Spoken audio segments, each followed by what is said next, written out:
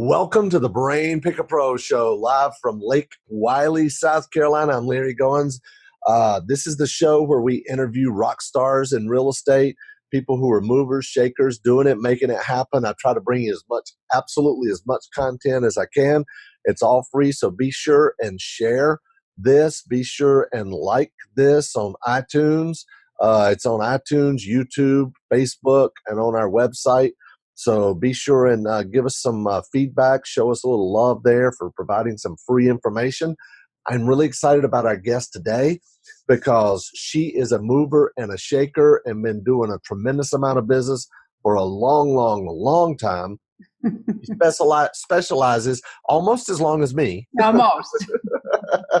But she's an expert in marketing, an expert in branding, in wholesaling, in probate. So please give a warm welcome to Sharon Vornholt. What's going on? Well, I'm excited to be here, Larry. I'm so excited you're doing this show. So thanks for having me. Oh, I'm really excited to have you on. And now you're in Louisville, Kentucky, right? That's right. Derby City. There you go. That's awesome. I love it. And you started investing in what, 1998? 1998. I had another business. I had that business for about 7 years. And so a realtor friend of mine dragged me to a RIA meeting. And that was my first, it was a real eye-opener that you could make money in real estate and not be a realtor. So I've been going to that group for 20 years now.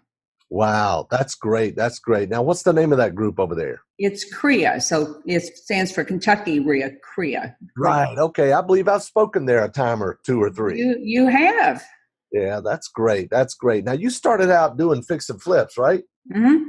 I did. I started out with a mix. I had a plan. So my plan was to do a rehab or two and then take that money and buy a rental. And I went along that plan slowly for about 10 years because, as I said, I had another business, 17 years total, until Right. 2008. And it just was the time for me to go full time. It was also, as you know, the best of times and the worst of times. The whole world was on sale, but you couldn't get in, buyers couldn't get financing. So I thought, well, I'll just start wholesaling. And that's exactly when I started wholesaling, kind of like by accident. Right. Yeah, wholesaling is some quick cash, but it's not long-term money. It's like every month you go from hero to zero, right? Zero to zero. Yep. You got that right. You have to start over. So you're really well known for doing probate deals and marketing as well. So let's talk first a little bit about probate. How about that? I love probate. And, I was in this business about 10 years before I discovered probate because I was always a direct mail marketer. That came from I call the olden days back in my other business, kind of BI before the internet. Right. We did direct mail. You probably remember those days when you put flyers out in agents' offices, the old way of doing things. Right. But the fact of the matter is the old way works for off-market deals. So I'd been in the business about 10 years of what's discovered probates, and it was wide open. I mean, there was virtually no competition. The thing I love about probates is, sadly, you get a whole new group of them every month. It's not market driven like foreclosures or those sorts of things. You literally will never run out of leads with probates. And they always want to sell the house. That is something that not a lot of people really think about, but the vast majority of the people who inherit properties or who, when somebody dies, they have children, they have heirs, the vast majority of them are going to sell the property. Mm-hmm. The vast majority of them are. Now, there are some ways you can escape probate through trust and things like that, but even coming out on the other end of that, the heirs don't necessarily want the property. And what happens, I've found, is they fall in two categories. And this part of it is very much market driven. So in a seller's market, as you know, you can sell just about anything on the MLS. Right. But in a buyer's market, gosh, back in 2008, I was buying houses wholesale prices that needed paint and carpet and 3 repairs, So, but the vast majority of the people will sell the house. And this is the thing people don't understand, is that the house has to be sold before the estate can be closed, unless it's directly inherited. People think you have to finish the probate and then sell the house. Nope, that's not it at all. So all the assets have to be liquidated, including the property, Right. and then the estate can be closed. That's good. That's good. So tell us a little bit about the process, about the process of buying probate properties. Unless you're in certain states, California has some strange rules. In most states, it's very straightforward. You just go, there's a process to open the estate, to verify the will, and to be sure that if there's an executor, that is the executor. In the absence of a will, the court will appoint an administrator. Both of those terms are interchangeably called the personal representative. Right. That is the decision maker, and that is the person that you always want to deal with. That's the person that has the legal authority to sell the house. So once that has happened in most all states, then you can just start the process to buy that house.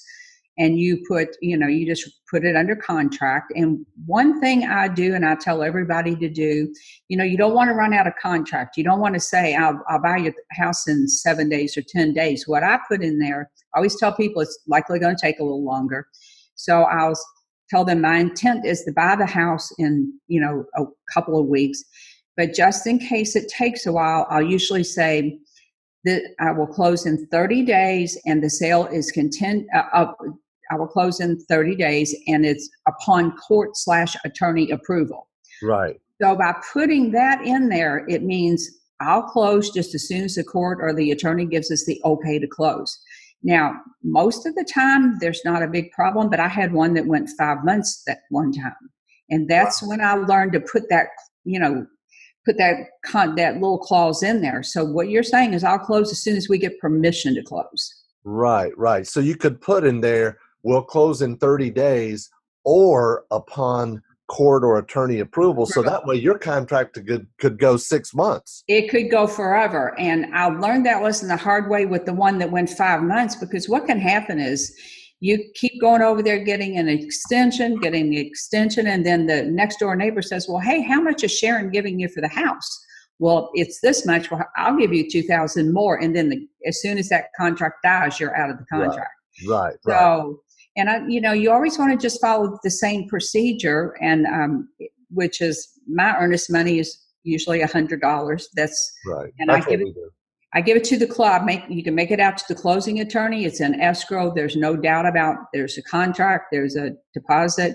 So honestly, for me in the state of Kentucky and in most states, it is absolutely no different than any other contract. And I pretty much double close everything here because I can. Right. That's great. That's great. I love it. I love it. So let's talk a little bit about marketing for probate. Oh, I love that part. So the hardest part about marketing to probates is finding out where you get the list. Mm-hmm. There are over 3,300 counties in the U.S., and each and every one of them has a little bit different procedure. Believe it or not, a great many of them, probably the majority of them, are not online.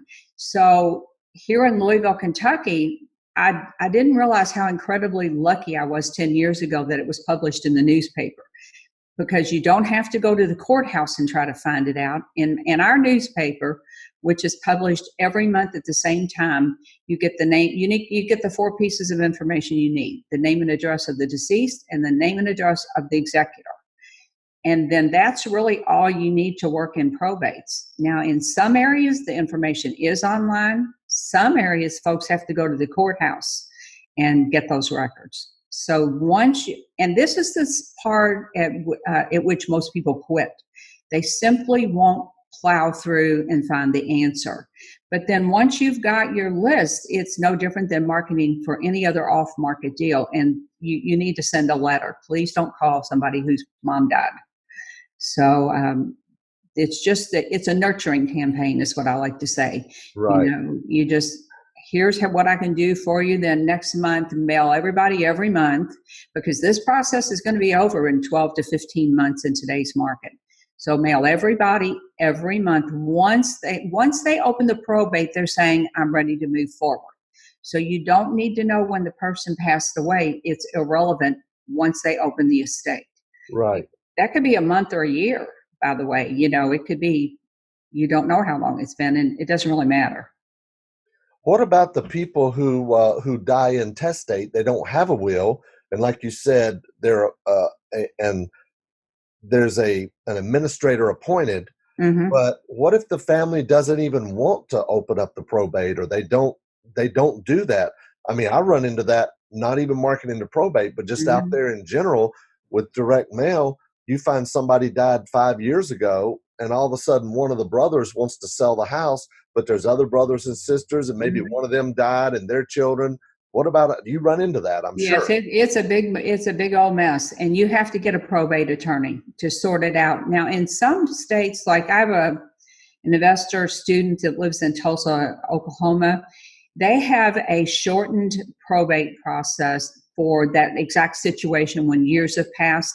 Hmm. They have a whole different process. They also have a process whereby you can put a contract on a house and then it has to go before the court and somebody else can sit in that courtroom and outbid you. So you have to learn that you do not need to be a legal expert by any means to work in the niche of probate, but you do need to understand your state's laws, and your closing attorney can tell you in 5 minutes exactly what the rules are in your state. So you recommend to have a good probate attorney in your pocket that you can call on if you need help with some of this stuff. Well, that person is my real estate attorney, Okay. so he knows all about probate. And here's a distinction I like to say: if you're working just in general real estate, like I know you specialize in HUD houses, you're a good real estate attorney that is an investor also will be invaluable to your business, and he or she will know all about the probate process in your state.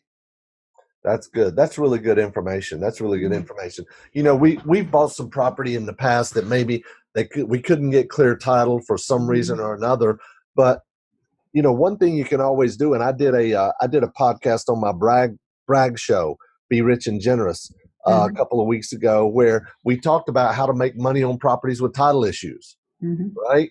So I mean, we bought them for like 10 cents on the dollar and just kept them as rentals. Mhm. Right. Sometimes you have to get a little creative, and the people. One thing that's different about probate properties is you can rarely get seller financing unless they have inherited the house directly and it is deeded to them.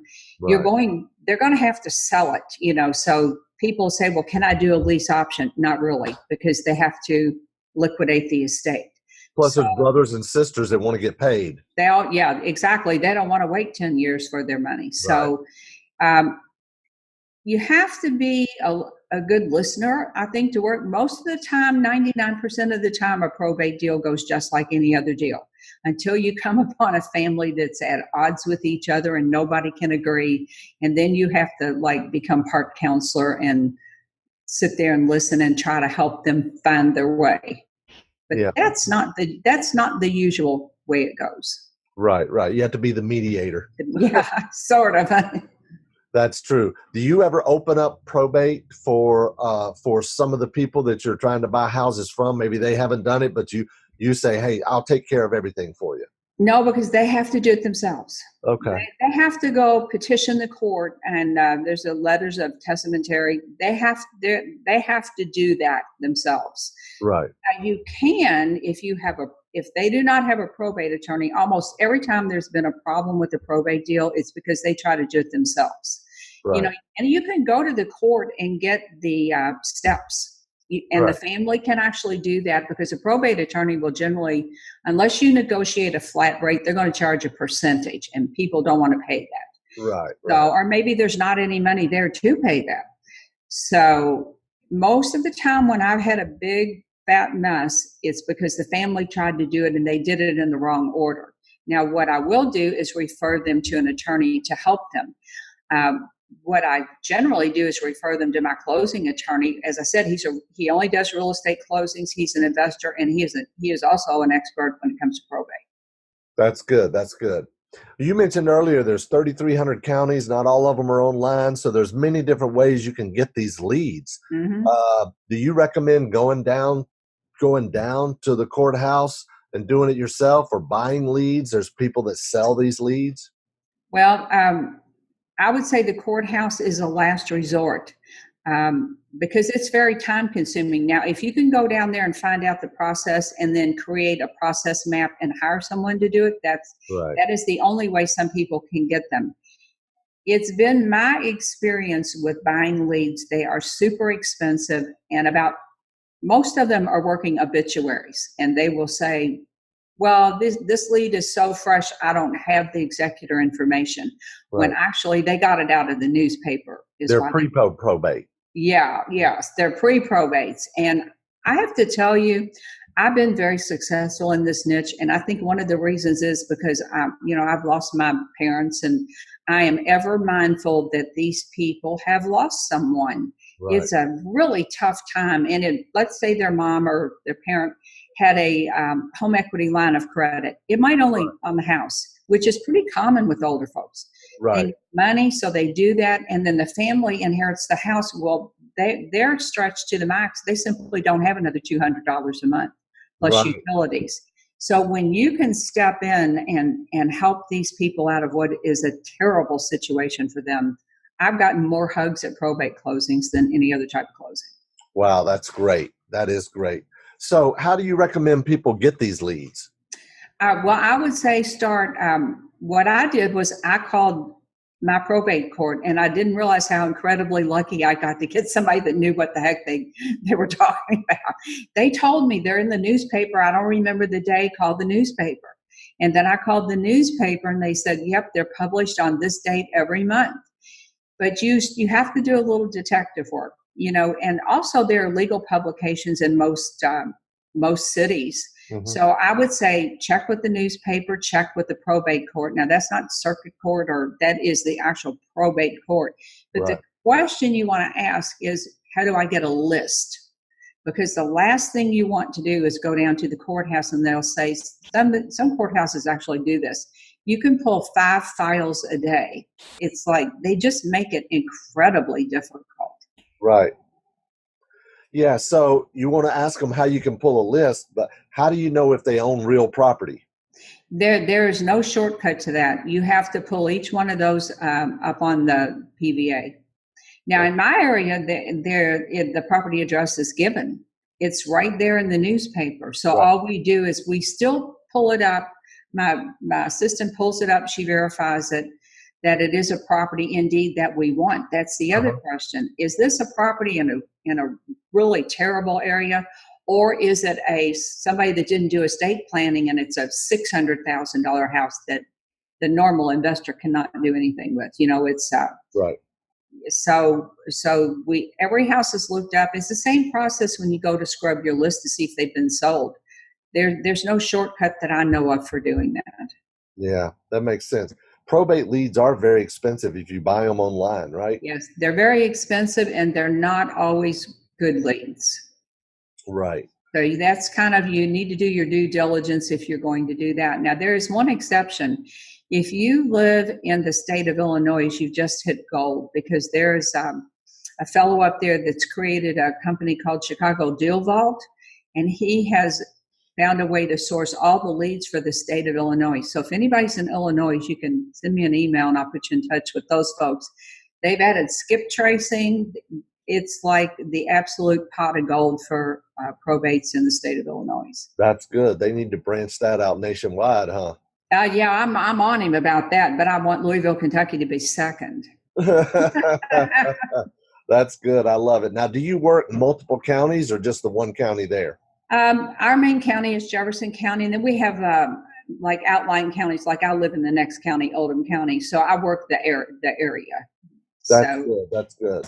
Let's talk a little bit about marketing, because probate, you can't just market to them just like everybody else. You've got to be a little unique, a little different. You've got to, you got to be careful, because they'll cuss you out. They'll hang up on you. How dare you? Mm-hmm. They'll call you just to say, I can't believe you're a vulture, all that stuff. So talk a little bit about marketing. Well, marketing, yes, you're right. It is a nurture campaign. And in my course, I have a series of letters for both investors. I also have a series for agents. See, agents are totally missing the boat on this probates, because probably 80-85% of them are going to be listed.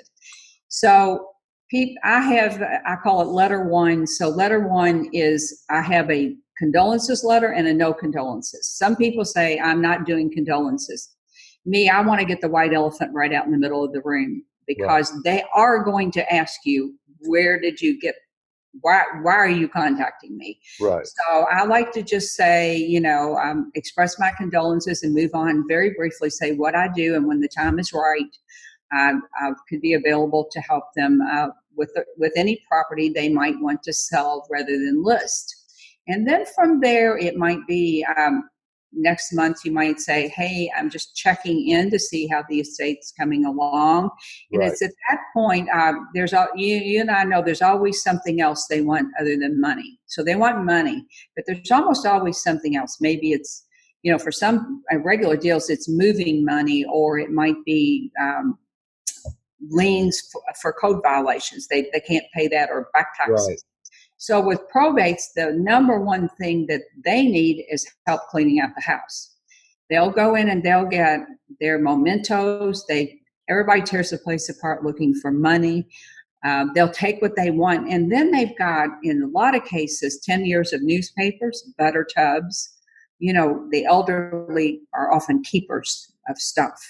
Right. So they just close the door and think, I'll come back next week. Well, next week is next month. And then they get to the end of the year and somebody says, you have to file a tax return on this estate, right? So then they just want to be done. So when I get the opportunity to actually speak with the seller, I always make that offer. You can take everything, take what you want. We will dispose of everything else. Anything that we can donate, we will donate. Everything else, we'll just take care of it for you. It's a hard process for them, because I know mom's couch that is 20 years old, that mom dearly loved, that sofa probably has no monetary value, and they feel guilty. There's a great amount of guilt that comes, maybe more so with women than men, but are getting rid of what they know was their parents' or their loved ones' prized possessions, that they just can't do it. Right.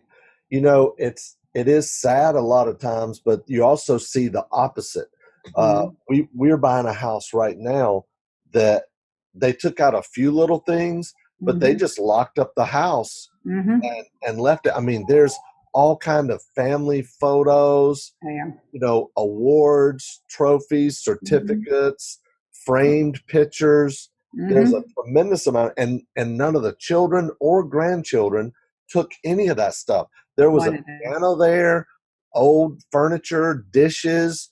There was silver, real silver. Oh my gosh! Silverware, flatware that was wrapped up in plastic to protect it, still sitting in the kitchen drawer.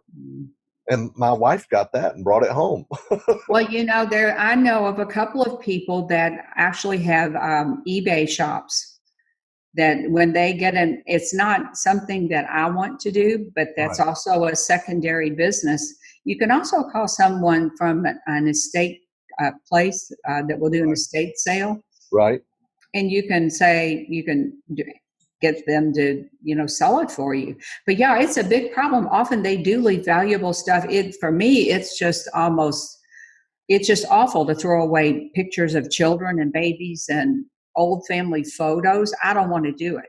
It was a shame. My wife even took some of the pictures. We were going to go take it over to them and just put it in a big plastic tub and put it on their door. Yeah. Live now and say here, but we took. I mean, the house had been vacant already for a year, and he had 3 weeks to get whatever he wanted. He sent the kids and the grandkids and brothers and sisters by, and they hardly got anything. I know. It's a hard thing for me, but that is probably the thing that you should offer. It's in my contract, or in my letter. If you need help, just finishing the cleaning out the house, we'll do that for you. You can take as little or as much as you want, and we'll take that burden off of you, because it is a burden. And it is an extra business for somebody. I mean, you can make money on that stuff. Yep. There's companies like, what is it, 1-800-GOT-JUNK and some of those companies. I had one of those companies come over and they wanted $3,300 to clean out this house. Mhm. Well, here's another idea for you. We had a fellow here. Now, I knew someone whose parents were, honestly, Larry, he passed away 5 years ago, but I'm sure he hadn't bought anything new since 1944. I mean, the stuff was old, just Right. really old. And there was an auctioneer that came in and told my friend, look, we'll do one of two things. We'll either take all this stuff to the auction, which was in a county, I would like to say, like more in the country. Right. We will take all this stuff and we will split with you, or we'll give you $1,500. And she said, done. Because then she didn't have to clean it out. She Right. didn't have to pay someone to clean it out. Right. So you can also look for somebody like that will do it. And heck, if they just do it and it's free, Yeah, then exactly. you've won. Exactly. That's what we've been doing. Just go by there and get whatever we want. Mm-hmm. Offer it to, employees and people we Mm-hmm. know and friends and stuff like Right. that. I was in a house on Saturday that we're buying. I mean, we're only paying $4,500 for the house. We have it sold for $15,000, but the grown son who was 21 years old, he inherited the house, and his mom lives in Pennsylvania. So he locked the door, took his clothes, locked the door, and went to Pennsylvania. And he had, Yeah, it's really crazy what people do, but there is an opportunity for you to make money off of that. Certainly, if you can save the people from having to go through that, like the son who left, he just wanted to be done. Then you can also, I figure it in my offer. And every single time I make an offer on a probate house, I figure removing the stuff. So if for some reason they remove it, then I'm ahead of the game. If not, then I'm not going to remove it. My rehabber's going to remove it. That's the thing to remember. I'm not taking that junk out. But. Exactly. It's hard to kind of not get caught up in, man, look at this stuff. Look at this. Look at this. We can sell this. We can sell this. That's the hard part for me because I don't like to waste anything. I know. I don't either. Now, we have been lucky enough a couple of times that we could donate the things to a homeless shelter, because it was good enough. And then they would come and get it, or some sort of a shelter. Dishes, they always need dishes. So I try to get them to find a way to come and get it. But yeah, I'm like you. I hate to throw away something that someone less fortunate could use just to trash out the house. That's a really good idea, donating it to a homeless shelter. Mm-hmm. I like that. I like that idea. That's good. You know what, Sharon, this has been some great information. This is really good stuff. This is real world stuff right here. Real world stuff. That's it. That's for sure. So you just put together a probate course, didn't you? I did. And getting ready to open it around the end of October, 1st of November. Again, I like to take people through it as a group so that they have a community as they're going through it. I've released some, it's called Probate Investing Simplified.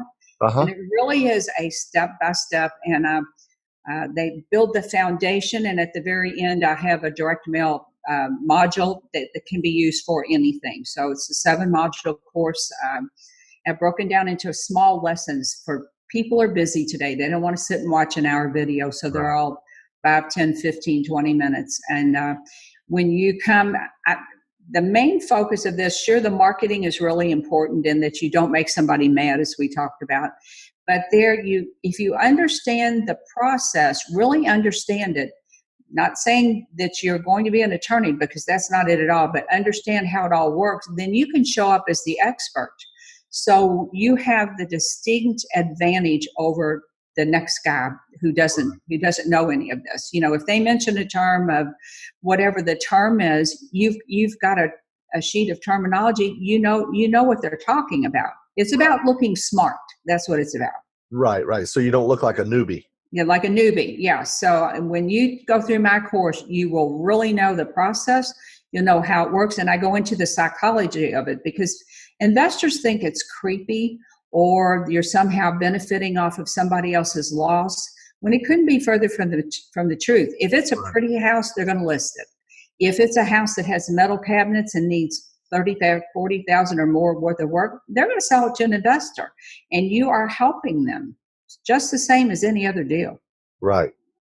That's really good. That's really good. Now, Sharon, you have your own podcast as well, right? I do. Let's talk real estate investing. That's good. That is good. Well, I love it. Now, if somebody wanted to get more information on your podcast or on your probate course or to reach out to you, how would they do that? They can, one of two ways, they can email me at sharonvornholt.com, or they can go over to my blog, Louisville Gals Real Estate blog, and there are links over there, links over to the probate course, links to the podcast. So it's kind of a hub for whatever you need to do. That's good. That's good. I really, really appreciate you being on. This has been some really good stuff. Well, thank you. I like to talk about probates. You can tell, and you're very good at it too. We really appreciate you being on. Well, thanks for having me, Larry. Thanks a lot. You take care.